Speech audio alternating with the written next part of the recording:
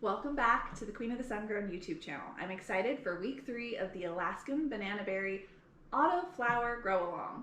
So if you haven't watched the first 2 episodes, go ahead and watch those now.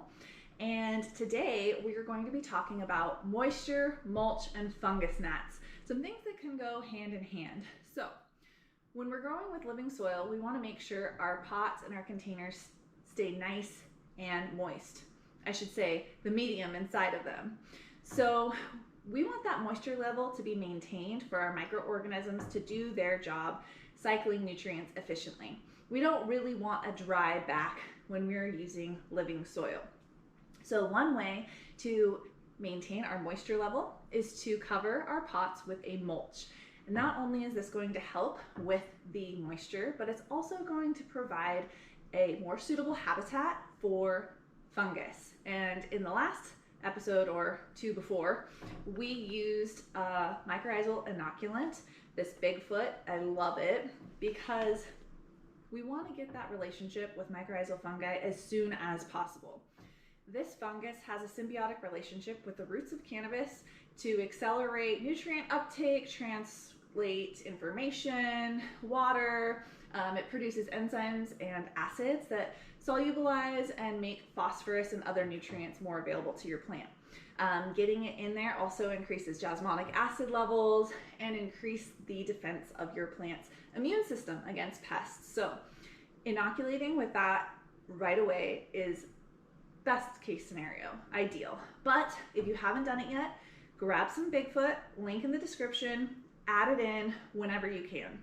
Getting it into your soil, getting those spores in there is key. And then creating a habitat for those spores to sporulate, creating a mycorrhizal fungi hyphae network, that mycelium web, and then maintaining it and keeping it happy and thriving. We can do this by adding mulch.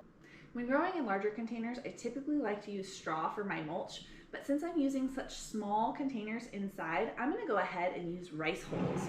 Rice hulls are a byproduct of the rice industry. They're just the hard hull on the outer shell of the rice grain. And they actually break down to 90% silica. Silica is the second most abundant mineral in the Earth's crust after oxygen. Our plants love silica. You really can't go overboard with too much silica, especially in a potting mix that isn't going to have very much silica in it like you would find in native soil. So we're going to go ahead and top dress our container with rice hulls.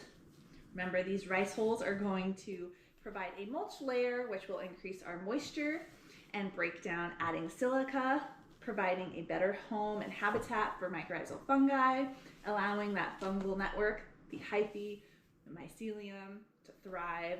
And that's what we're looking for here. So when we create an environment that is suitable for fungus, we also provide an environment that's suitable for fungus gnats. And if you've grown living soil, I'm sure you've had fungus gnats. It happens to the best of us. And it's completely normal. You shouldn't be scared of pests. In fact, I love bugs. I taught a class on pests. It's actually one of my favorite classes I've taught so far because I just love insects. I will link that in the description as well. I actually wrote a book to go along with it, so there is an ebook available on my website too. All right, so we've covered this with a nice layer of mulch. Perfect. Now, to treat fungus gnats, you really want to treat the soil because the larvae are soil-dwelling insects. Before they pupate and they go through their metamorphosis and turn into the flying fungus gnat that we know that buzzes around. So you can monitor your fungus gnat population by putting yellow sticky fly traps. I will link that in the description as well. So just place it in there, and that's just going to give you some information about what the fungus gnat population is doing. Next, we're going to water in with BTI. So there's 2 different types of BT, which stands for Bacillus Thuringiensis. So BTI is what you want for fungus gnats. This is a bacterium, soil-dwelling bacterium that is pest-specific. It targets fungus gnat larvae and mosquito larvae, really nothing else. So when we're using any type of pesticide, even when it's a biocontrol, it's really great to use pest-specific pesticides. So Again, you can find out more information about all of the different pests, pesticides, integrative pest management in my organic cannabis pest guide, linked in the description. So what I've done is added these mosquito bits, which contain BTI, into 2.5 gallons of water. So you really need to let that soak for about 30 minutes, and then we're gonna go ahead and water that in. Go ahead and reach in here. Perfect, and you can see those mosquito bits floating around. So we're just gonna water that in. We don't really wanna use too much water because these pots are pretty moist still, but just enough. Awesome. So we've got a little bit of that BTI in there. I'm gonna do one more just to make sure I've got it in there.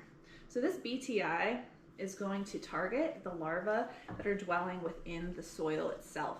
And what it does is these bacterium produce an enzyme that attacks the cells of the gut inside of the larva's stomach.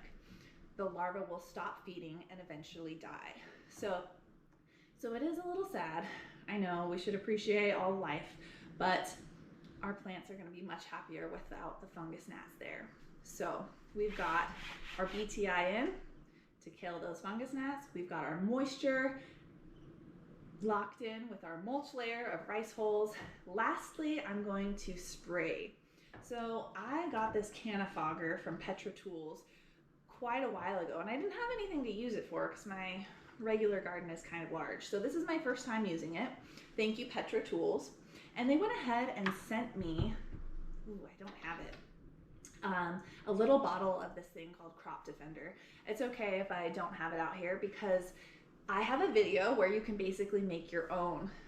It's essentially just soybean oil, isopropyl alcohol, citric acid, and essential oil, peppermint essential oil. And you can replicate that yourself, much cheaper than buying a bottle. But if you want to see what I used, I'll just link it just so you know. And then check out that video on that pest IPM product. Again, I have tons of recipes for making your own IPM products in my IPM class. I highly suggest checking it out. It's an amazing class. So I have also added a little bit more yucca because remember the yucca is a surfactant. So it reduces the surface tension of water, making it spread and disperse more evenly, which is really great not only for watering in, but also when you're applying a foliar application. So let's see how this works. Maybe on would be good. And woo!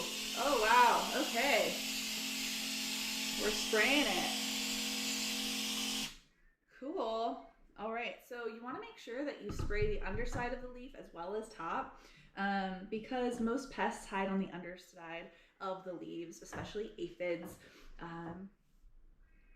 But we've got a nice even coverage. That came out a lot faster than I was expecting. Again, my first time using it, so you guys caught my surprise when the freaking blue lights popped up. All right, so we've got our moisture locked in with the mulch, rice hulls, which are gonna give us some more silica. We've got our BTI, not BTK. BTK is for caterpillars, BTI for the fungus gnat larva. We've got a little bit of this Crop Defender and yucca sprayed on here lightly. We've got our yellow sticky fly traps, and our plants are happy and healthy and thriving. Come back next week and I'll have something fun for you to learn then. Thank you. Don't forget, subscribe, like, turn on notifications if you learned anything from this.